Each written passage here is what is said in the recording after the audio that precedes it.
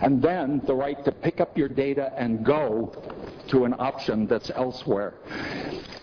This book is, for those on the phone, this is a 3-inch binder. This is the medical records of Fred Holliday, the husband of Regina Holliday, somebody I just came to know, a D.C. resident, a couple of weeks ago. He's in hospice right now. That's 1 month of his records. It cost his wife 73 cents a page to get her hands on it. The system was so technologically obfuscated that once he had transferred to another facility, they were not able to directly export the data anymore. It had to be assembled by using print screen, page after page after page. It's just crazy. This business about knowing what your options are. In my case, I was diagnosed with stage 4 kidney cancer with a median survival time of 24 weeks. We had no time to spare.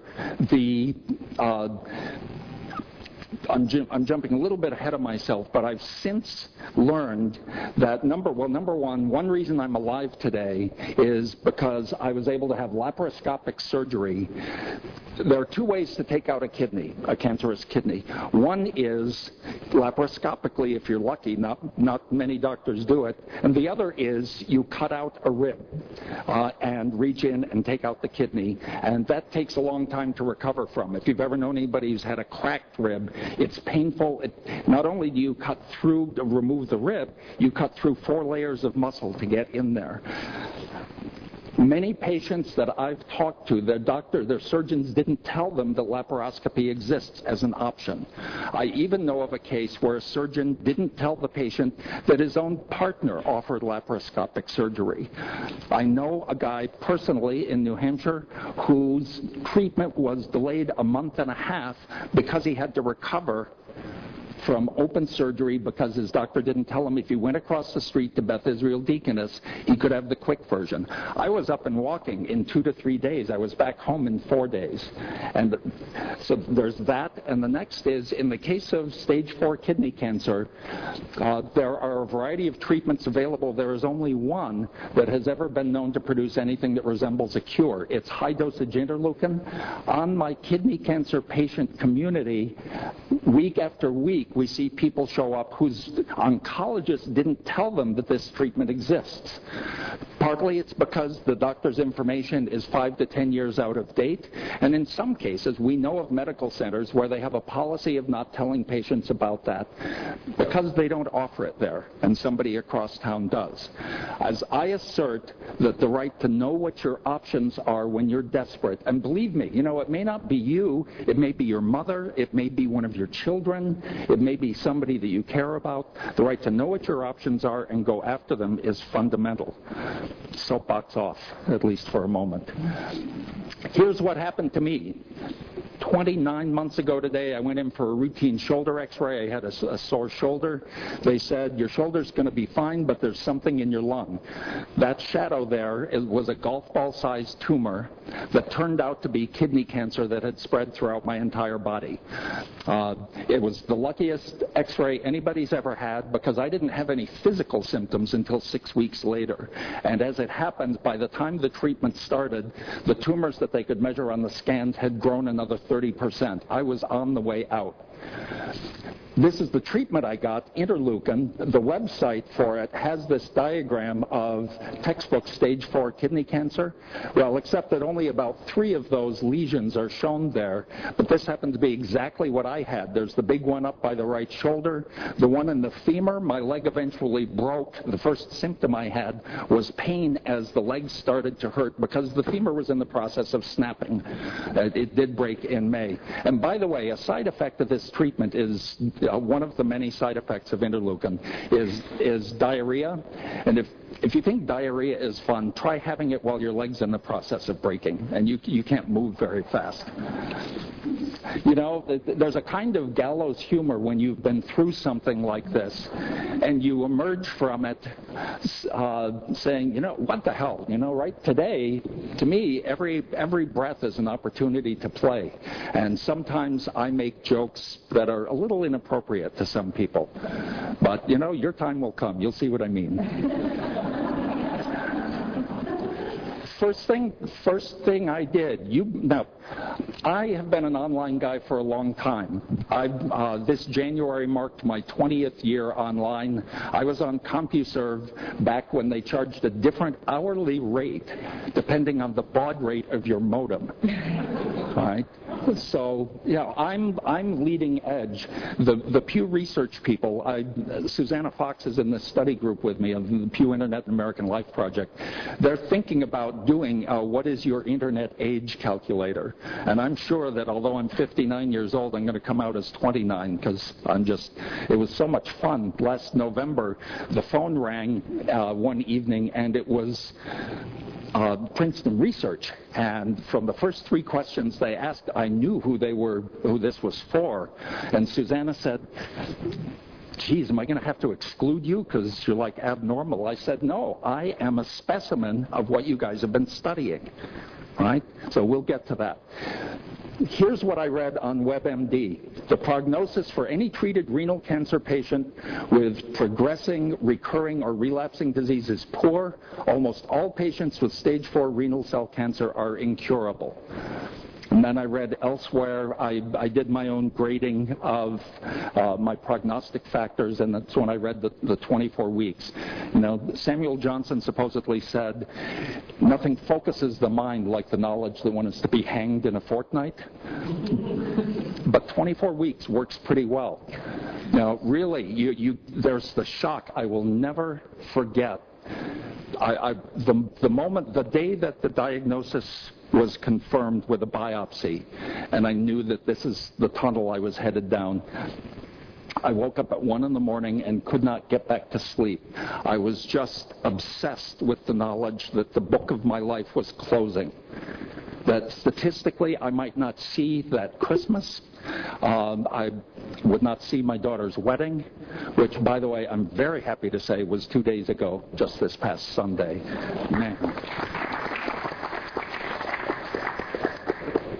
What do I think of him? He's got good taste. I'll tell you what, though, watch out for that girl. She's a high school biology teacher, and she ran the whole thing. Anyway, let's get back on track. So what do? You get in gear. You know, you can't ask, I wish I had options that don't exist. I wish this hadn't happened. No good. What can I do that would make a difference? Number 1, looked at my data online. This is Patient Site, which John Halamka and my Dr. Danny Sands co-created 10 years ago. This may be very far out in advance of what most hospitals have, but boy, is it old. I mean, just look at the thing. It's clearly a 1999 sort of software system. But, you know, I was able to, number 1, read my reports. One of the things I found is there was I'd never really looked into it before, but there was a December 2003 X-ray report that identified me as a 53-year-old woman. Now, I know I got the man boob thing going on a little bit, but not that bad. Here's the thing, though. Here's the thing. The hospital was not in the habit of having errors in records pointed out to them, and they had no process for correcting them. It took me months to get something appended. I had to ask repeatedly to get something appended. Anyway, so I was able to look at those. A related example is a year after my own nephrectomy in Minnesota, there was a kidney cancer patient who, boy, can I relate to this, woke up from surgery to find that the wrong kidney had been removed. And they were left with one cancerous kidney. It was a complex situation. In my case, I can read all my radiology reports. In their case, most radiology reports are online, but not the one containing that fateful mistake. And from that point on, everything happened according to clockwork. I know wrong side errors, there's a whole technology about it, but just bear in mind that patient access to their medical records can prevent harm. No question about it.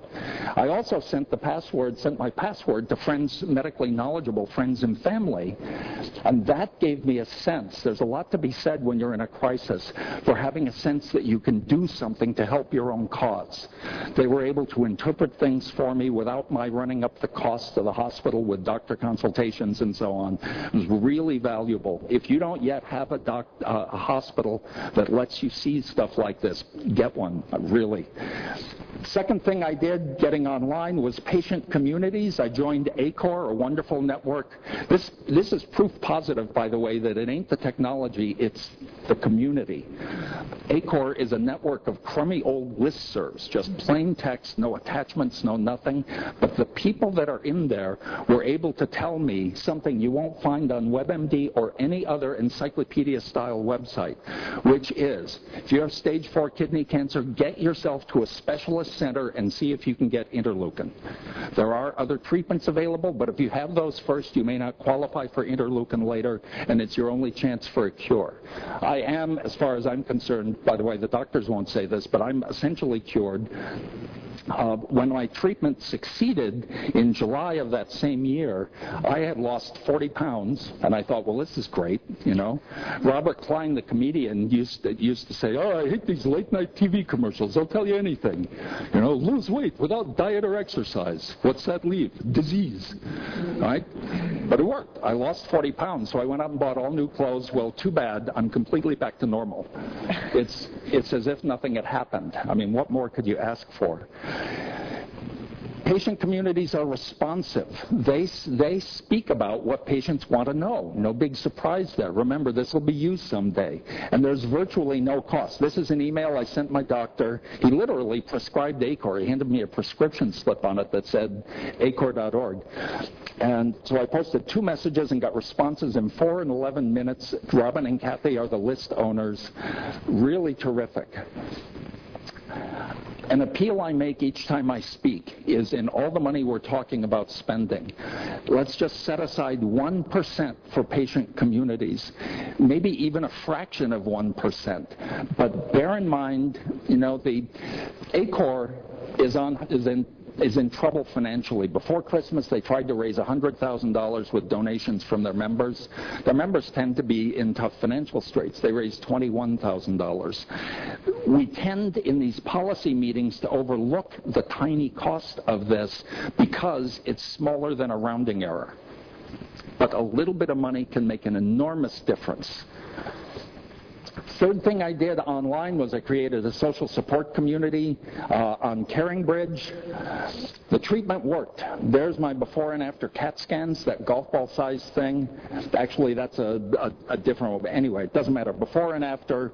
And there are still lesions that show up on my scans, but they haven't changed for 9 months, so we presume they're dead and they just haven't been garbage collected. So, I am a big fan of medical science. You know, I'm a big fan of good doctors and advancing technology.